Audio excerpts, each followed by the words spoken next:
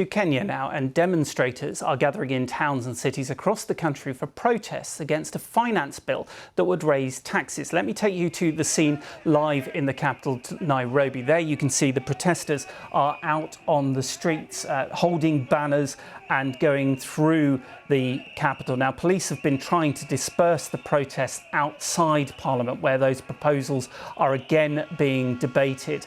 We have seen the police a little earlier fired tear gas where those protests were taking place. Now, there is a heavy security presence around Parliament and indeed the State House. Now, these have been demonstrations that have been going on over the past few weeks as Parliament has been debating this bill. As you can see, a lot of the people out on the streets are young people. Now, this has been a youth-led movement that has started online on TikTok, mainly on TikTok, but some of the other social media platforms like Instagram and X. They've been organising these nationwide demonstrations, and also they want a general strike to reject these planned new taxes that are being debated in Parliament. Now, President Ruto says that the government needs to raise additional revenue to reduce Kenya's significant debt, which is why these new proposed tax increases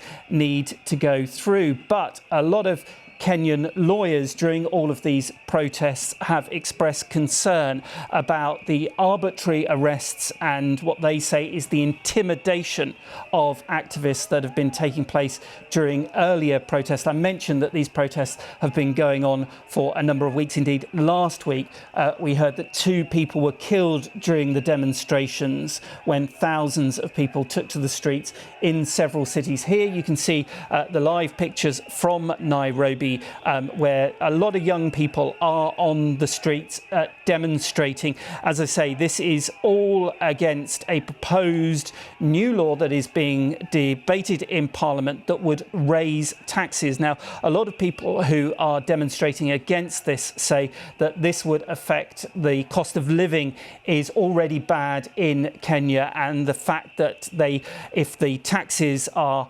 raised, then they won't be able to afford to live. Now, as I say, while all of these protests are going on outside, and as I said, we have seen some tear gas being fired in the capital, the finance bill is still being debated in Parliament as we speak, as the protests are going on outside. Now, there are, I've seen pictures not only from Nairobi, but around the country. There have been protests, people holding up placards demonstrating against this.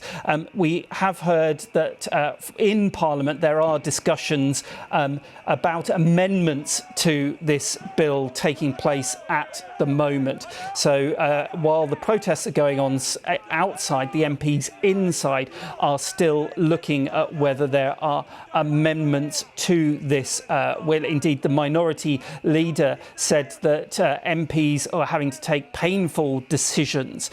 Now, as you can see, the situation in Nairobi, there has been some tear gas fired. We're going to try and talk to our Africa correspondent, Barbara Plett-Usher, who is also in Nairobi on the streets. But I should say, because it is a volatile situation, she may have to disappear. But let's see if we can bring her in now. Barbara, what is the latest where you are in terms of the protests?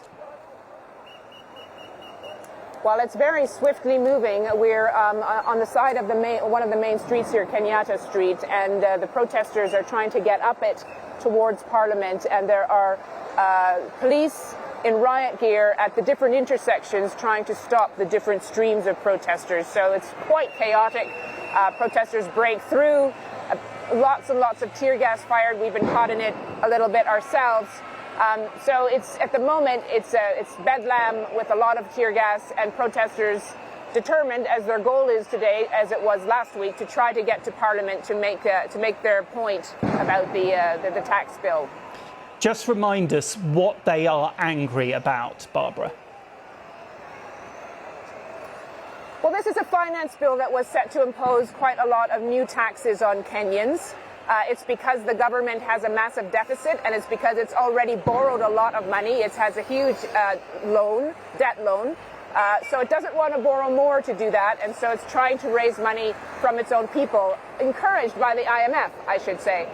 But those taxes were very badly received by the young generation in particular. They're not normally very political, but they mobilized on social media, and they came out in large numbers last week to protest against those tax increases. The government, the president, has rolled back on some of them, but there are still others, and that is why the protests continue.